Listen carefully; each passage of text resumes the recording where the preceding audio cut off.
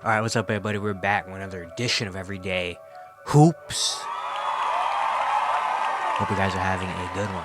Today, we're going to be talking about some more rookies in this season. I made a video a couple months ago, early in the season, checking in on some of the rookies, and now we're going to do it again, talking about more rookies, because I feel like they're getting better. They're getting better and better as time is going on, obviously, because they're getting more experience and developing. So I just want to talk about a lot of these rookies, because I'm really a fan of a lot of these rookies here this season. So we're going to get into that here. Thank you guys for the views on the videos and the shorts recently. I really appreciate it. Enjoy the content around here. Consider subscribing, like, turn notifications, also like that. I'd really appreciate it. Really upset a lot. Links to my Twitter, TikTok, stuff like that in the description down below. And yeah, don't waste any more of your time. Let's get right into it. A quick announcement before we get into it. Next week, the trade deadline, Thursday, February 8th. I'm going to be doing a live stream. We're going to be live reacting to the NBA trade deadline. More details and stuff will be coming out pretty soon. But yeah, planning next Thursday, trade deadline, to do a live trade deadline reaction. We're going to be live, talking through some trades, reacting live to trades that go down. So if you're around, come by. And yeah, just want to say that really quick. And now let's really get into the video. So the 2023 rookie class. Again, I made a video earlier, a couple months ago, about, checking in on early season, how the rookies are looking, and a lot of them have gotten a lot better since the season has gone on, which obviously, they're playing more, they're getting more experience, getting more comfortable in the NBA, they're starting to get better. I'm going to talk about these rookies here in this video. We're going to start with the Rising Stars rookies, because the Rising Stars game roster was announced. We got 11 rookies, I think 10 sophomores, and a couple G League players, just like they did last year. They're doing a draft, and it's going to be like a tournament. We're going to talk about the rookies, though. We'll start with the 11 rookies that made the Rising Stars game. We'll start off with, of course, Victor Wembanyama, the number one pick so far in his rookie year. He's averaging 20.5 points, 10 rebounds, 3 assists, a steal, and leading the league with 3.2 blocks per game, while shooting 46% from the field, 29% from 3, 81% from the free throw line. Yeah, he's been great. He's looked really, really good as a rookie on both ends. Of course, he's not playing as many minutes. There was a time where he wasn't really playing back-to-backs. Now he's kind of fully healthy and playing those. But yeah, he looks really, really good, obviously. Coming in already impacted the team a lot, even though the team is last in the Western Conference. And that's for a lot of other reasons. But Wemby has been really good. He was just on a streak of, he had 10 games in a row with 20 or more points. That broke last night against the Pelicans. But he's still been really good recently. And you just see he's getting better as time goes on. He's starting to find his spots more comfortably, starting to figure out, what his role, where he gets his shots. He's starting to shoot better from the field. The three-point shot is still very up and down, but he looks more comfortable with it. He's moved out to being a center instead of being the 4 next to Zach Collins. He's now the center, and he's rebounding the ball better defensively. He's already there defensively. He's already super, super good on that end. Leading the league with 3 blocks per game, a steal as well. He's had multiple block games. It feels like every game he's got at least 2 or 3 blocks. Defensively he's already there. Offensively he's starting to get better and better. And yeah, I just can't wait to see what the future holds for him. Obviously, he's going to be at Rising Stars. Interested to see, what that looks like. And right now, I think he has taken the lead for Rookie of the Year for me personally, over Chet Holmgren, who we're going to talk about next. But yeah, he's looked super, super good as a rookie, already impacting a lot on both ends. Of course, Chet is too. But Wemby just looks like you can already tell what the future is going to hold for him. Like he came in with so much hype as a number one pick and had a lot to live up to, and already he's kind of living up to it a little bit. You can already see all the things, he's going to do in the future, he's going to be able to do. Again, this is probably the worst we're going to see him look, and he still looks, like a really good player. Like he had a tiny bit of an all-star conversation, potentially. Not really, but a tiny bit. If the Spurs were like maybe the 11 seed or something, maybe, but Wemby is just great. Wemby's going to be great. He's going to be really good, and we're already seeing, as time goes on, the improvement of what he's been doing. Next, we'll talk about Chet Holmgren. Of course, second overall pick in last year's draft, coming into his rookie season, and he's been very good as well. It's been him and Wemby really going back and forth that Rookie of the Year voting. So far, Chet's averaging 16, 7, and 2, over 2.5 blocks per game, shooting 53% from the field, 38% from 3, 77% for the free throw line. The Thunder right now, the number 1 seed in the Western Conference. He's been a huge impact. He's been a bigger impact than I think anybody thought he would come in as a rookie and be. On both ends, offensively. He's been scoring well. He's been shooting the ball super efficiently, super well. But defensively, that's really where he holds his hat. He's just been such an amazing playmaker on the defensive end, especially with his rim protection and blocking shots and all the stuff like that. Of course, as of recently, he's kind of gone down a little bit, but he's starting to pick it back up the last couple games. And Yeah, really the only thing is his strength. You can obviously see sometimes his strength, is a problem. Like against Rudy Gobert the other day against Minnesota, Rudy Gobert was just handling him. But I mean, he's still 21 years old. That's still, a work in progress that he can fix. But besides that, I mean, he's really good on both ends, and he's been impacting winning, which is the big reason why he's been high in Rookie of the Year conversations and stuff. Why some people have him number one is because he's impacting winning. I mean, he's come in and impacted the Thunder team in such a big way. Thunder really needed a big man, you know, like they were running Jalen Williams at center last year, which disrespect to Jalen Williams, but he's only a 6'7", really energy kind of center. And Chet Holmgren come in and right away was just fit into the team, impacted the team right away, and now they're one of the best teams in the NBA. So but yeah, Chet has been really really good on both ends. Yeah. I mean, I can't really say much more about him. I mean, he's just been super impactful as a rookie already. Next, we'll talk about Brandon Miller. He made the Rising Stars game. He was the number 2 overall pick in the latest draft. So far this season, he's averaging over 15.5 points with 4 rebounds and 2 assists, shooting 43% from the field, 38% from 3, 82% from the free throw line. He's been pretty good this season. He's honestly been like the bright spot of the Charlotte Hornets this season. As Brandon Miller has come in and has looked good. Of course, a lot of people talked about, during the draft how Scoot Henderson was supposed to be the number 2 guy. Brandon Miller wasn't really, not like that. The Hornets might have made a mistake. You saw him in summer league, and it was kind of like, oh man, the Hornets made a mistake again. But Brandon Miller's come in and he has played very well. Even though maybe it's not getting as much attention as other guys because he plays for the Hornets, and the Hornets kind of suck. Well, not kind of, they do suck. But Brandon Miller has been really good for them. He's been consistent for them. He's been shooting the ball super well, 30% from 3 already. He looks aggressive. He looks confident. In his shot already. Defensively, he's been solid. It's been really good. You look over the last 9 games, averaging 21, 4, and 3, shooting 50, 40, and almost 90, 87% from the free throw line. He's been very, very good. He's had a couple of 20-point games. His last 3 games, he had 29 against the Knicks, 21 against Chicago. Then last night he had 28 against OKC. He's been shooting the ball super efficiently from the field, from 3. It doesn't look like he's forcing it. It looks like he's playing in an actual system of the game, system of the team. He's not going out and trying to do anything he doesn't know how to do. He's just shooting the ball super well from the 3, from mid-range. I don't really remember so many mid-range jumpers and stuff from Alabama because Alabama's offense really was like an NBA kind of offense. It was like threes, layups, and stuff like that, but he can get into the mid-range and score as well. And yeah, I really like that Brandon Miller's been good for them because the Hornets kind of need Brandon Miller, to kind of be good for them. And he has come in and he's done it quietly. Now that people are talking about it, he did make the Rising Stars game, but, he's just been really, really good.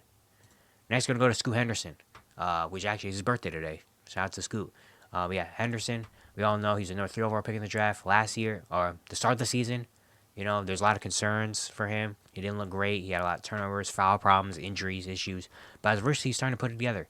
He's currently averaging a little bit under 13 points per game, 3 rebounds, 4.5 assists.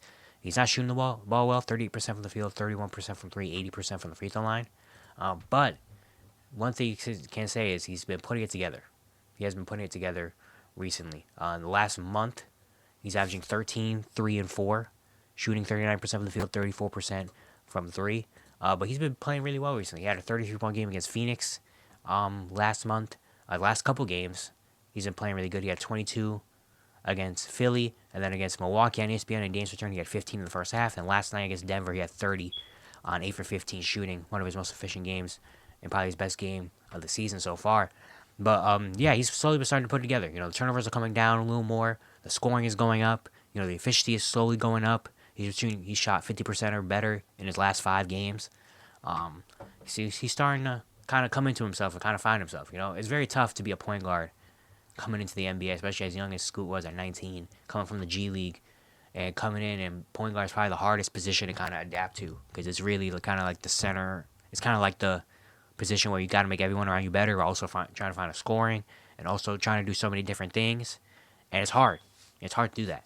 And, Scoot took a little bit more time than others. Guys like Brandon Miller or Jaime Jaquez or Wemby that came right away and made an immediate impact. Scoot, it didn't look like that from the start. But as time has gone on, you see he's gotten better. He's getting more comfortable in the NBA and finding his role scoring-wise, also playmaking. He also has Anthony Simons back, which is a big thing that could take some pressure off him. Malcolm Brogdon as well. So, yeah, he's finding himself a little bit here and there. And, yeah, he did make the Rising Stars game. It's very excited for him the rest of the season because I really do think Scoot's going to be a really good player. It's just, it takes time. It takes time. We've seen so many rookies in the past few years kind of come out and from the get-go kind of look great. It's now we've kind of been accustomed to seeing rookies do that. So now it's kind of like when they don't, it's kind of disappointing. Anyway, we got to remember these guys are transitioning into the NBA. It's a whole new game for them. So not everybody's going to have their same kind of path. Not everybody's going to have the same immediate from the jump. Boom, here they are. It takes a little while. Different circumstances, different situations, different players, stuff like that. But, the good thing is we are seeing that Scoot is coming in and he's starting to kind of find himself and starting to get better and better as time goes on. Continuing looking at the guys who made the Rising Stars game, Bilal Coulibaly from the Washington Wizards. So far this season, he's averaging 8 points, 4 rebounds, almost 2 assists. He's shooting 46% from the field, 38% from 3, 68% from the free throw line. He's been surprised. He's been pretty good. Of course, he's in Washington, and not a lot of people care about Washington, so people probably don't really know what Bilal's been up to. But what I've seen from him, I really like it. He's come in already. He's making an impact for Washington on both ends defensively. You could tell he's going to be really good. I mean, he's got the length, kind of the instincts already. At 19 years old, he's averaging a little bit, almost a steal and a block per game. They put him on really good players, and he's been holding his own, defensively. And then offensively, of course, he still has to get better there, and especially in the half-court offense. But he's been shooting the ball pretty well. I mean, he's shooting 38% from 3. He's not taking so many. He's only taking 2.5 per game, and most of them are honestly wide open because teams don't really know about Bilal yet. But he's been knocking him down, which is the thing. As long as he's knocking him down, he's shooting at a 38% clip, which is really good. He's shooting 46% from the field. I've seen some things from Bilal that I really like. Of course, there's so much to improve on, but he's still only 19 years old. And I really like that he made the Rising Stars game. They've given him some acknowledgement because he's been a good rookie.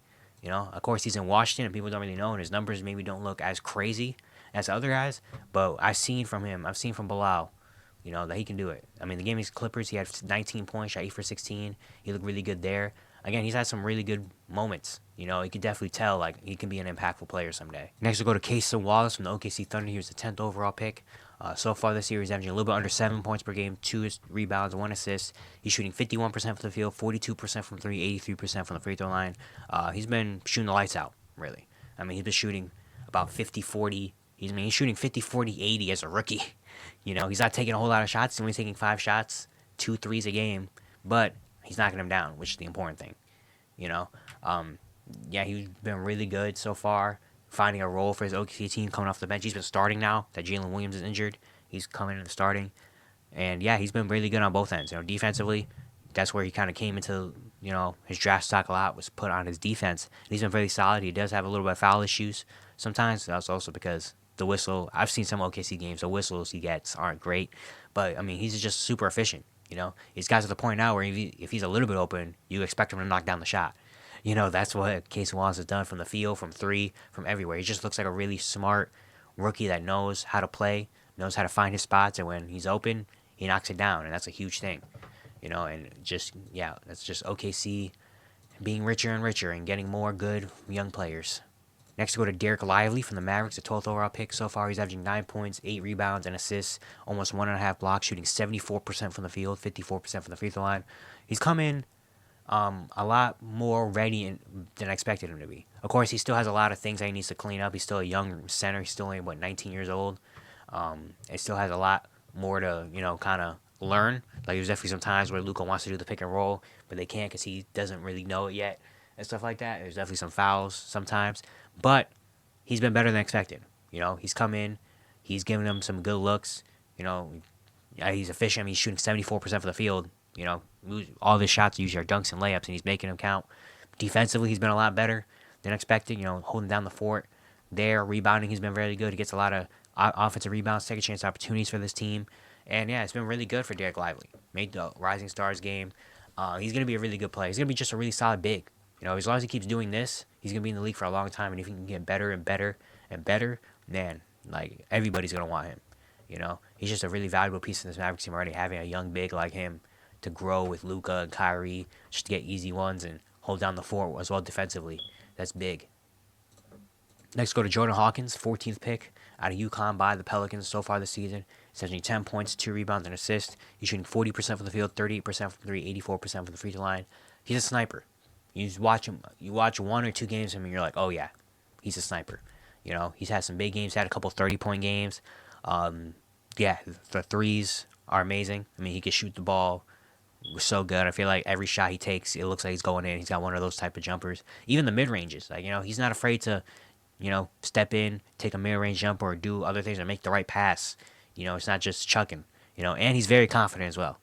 I mean, when he's open, he knows his spot on the team. He knows his spot on the team is to shoot the ball, and if he's a little bit open, he's gonna shoot that ball, especially from three. But he also is not afraid to make the right pass and make the right play either, which is really good for them. And yeah, he's a guy that the Pelicans need to keep in the rotation. There's some times he was in and out. He started off getting the rotation because there were injury problems, but then when they got healthy, kind of came out of the rotation. But I feel like he needs to be a rotational player. The Pelicans do not have a lot of sharpshooters like him. They have Trey Murphy. They have guys that can knock down the three. But when you have a sharpshooter, a guy like Jordan Hawkins that's like already kind of demands respect from the three-point line, it just opens up so many different things for the rest of your team, especially for guys like Zion and BI that can attack, and get buckets at the rim and in the mid-range area. So yeah, Jordan Hawkins needs to be a regular player in the rotation. He's a sharpshooter. I just seen so many times, even at UConn, but now coming into the NBA where it's knocking it down. Next, go to Keyonte George, 16th overall pick out of Baylor by the Utah Jazz. So far, he's averaging 11, 2, 4 assists, shooting 37% for the field, 32% from 3, 82% for the free throw line. He's one of my favorite rookies coming into the draft. And so far, watching, he's been one of my favorite rookies. Even though he's not shooting the ball super efficiently right now, he's been big for this Utah Jazz team, kind of being the backup point guard, sometimes starting. The lineups have been kind of changing, but now he's coming off the bench. And he's been a lot better of a point guard than I thought, because usually in high school and in college, he could play point guard, but he was more of I'm going to go get my bucket type of point guard, but also can make the right pass here and there. But now it's kind of been the opposite. Now he's kind of been making the right play, and then once that happens, then he can go get buckets. And he's not shooting the ball super efficiently right now, which is another reason why he's kind of been, kind of a little more laid back on scoring-wise. But once he figures out that scoring ability, because he can score, don't get it twisted, he can get buckets. We've seen it. So once he figures out that, he's going to be big for this Utah Jazz team. He can be a star for them. I mean, the way he can handle the ball, the way he could get buckets in the mid-range from all three levels, and then his passing ability has already been better than expected. So if that can get better and he can kind of be like I don't want to say he's going to be Devin Booker, but kind of Devin Booker now is kind of using his scoring as a way to, and how the great scorers, eventually find their way to, using that scoring to make others around them better. When Keyonte George, if he can learn that, man, he's going to be such a really good player. But yeah, he's one of my favorite rookies so far. Next, we'll go to Jaime Jaquez from Miami, 18th overall pick. So far, he's averaging 13, 3, and 2 in a steal, shooting 50% from the field, 34% from 3, 84% from the free throw line. He's been one of the best rookies this season. He's probably the third in Rookie of the Year voting after Wemby and Chet. He's been really, really good. Just fits in right to this perfect Miami Heat player. Like as soon as he got drafted to Miami, I was like, yeah, this is the Heat guy, and he's coming right away from day one and shown, that he fits in this Miami Heat system. He did miss a couple games due to injury, which is big because he's honestly one of the more impactful players on Miami already, But yeah, he just knows right spot to be, what play to make both ends. He can score in the post, he can hit the three pretty solidly. He can get to the rim and score that way. He makes the right passes. Defensively, he's not a liability. Like he's just a really good basketball player. And if you're a really good basketball player, you can fit anywhere in the NBA. And in Miami, they love players like that. And he just fits right into that Miami culture and that setting. And yeah, there's not much more to say about him. I mean, he's just really, really good already. I can't wait to see what his ceiling could be. Next, go to Brandin Podziemski from the Warriors, 19th overall pick. He's been very good as well, averaging 9 points, 5.5 rebounds, 3.5 assists, shooting 46% from the field, 37% from 3, 62% from the free throw line. He's honestly been a big bright spot for the Warriors. He's been one of the more impactful players on the Warriors already. Another guy that's just a smart basketball player, knows where to be. He hustles a lot. He can make the right passes. Last night he had a 11-point, 14 assist game. Last night, he had 12, 7, and 14 last night. Just super impactful. Makes the right plays, can make the right passes, shoot the ball well from the field, from three. He just is really good. He's already, again, been super impactful for the Warriors. Just a smart basketball player that knows how to play and knows the right spots to be at. And with the Warriors system, the way they play, that's a perfect player for them. He's been super, super good. He's honestly been maybe like the third, fourth best player on the Warriors team, for being honest. Which is surprising because I honestly was really interested to see like how he's gonna fit into the NBA. Coming out of Illinois, and then he went to Santa Clara, and I was like really interested to see how he's gonna fit into the league, and it looks like he's found his spot. But yeah, those are all the rookies that made the Rising Stars game, but there's a couple more rookies I want to talk about that didn't make it that have been getting better and that I like. Starting with the Thompson twins, we'll start with a man. He did miss a lot of time early in the season, due to injury and stuff like that. But he's come back and he's been very solid for the Rockets. He had a rough start, but as of recently, he's been putting it together. Over his last 7 games, he's averaging 9 points, 6 rebounds, 3 assists, a steal, shooting 62% from the field. He doesn't really take a whole lot of threes; only takes about 1 or 2 per game. But he's been scoring efficiently. Last night he had his best game of his career. He put up 19, 7, and 4. Shot 9 for 11 from the field last night in a blowout win over Toronto. He's just starting to come on recently. Just a guy that could do it all. Could score in the paint, rebounds the ball, passes well, defends well. And with this Rockets team, he's starting to find his groove. Had a rough start, but he's slowly starting to find it and find his way around this team and being a consistent player on this Rockets team. Now for Ausar, he kind of had the opposite. He started off really hot, and recently he's starting to come back down to earth a little bit. That's also because he's lost his starting spot, lost some time in the rotation. He's currently averaging 8, 6, and 2, shooting 47% from the field. He's taking a lot more shots than a man, playing a lot. Yeah, he's taking a lot more shots than a man. But I like Ausar. I think he's going to be really good. I think both of them are going to be really good. Both of them kind of have a similar skill set. Both of them can do everything on the court, offensively and defensively. It's just really about getting more comfortable on the offensive end, especially for Ausar.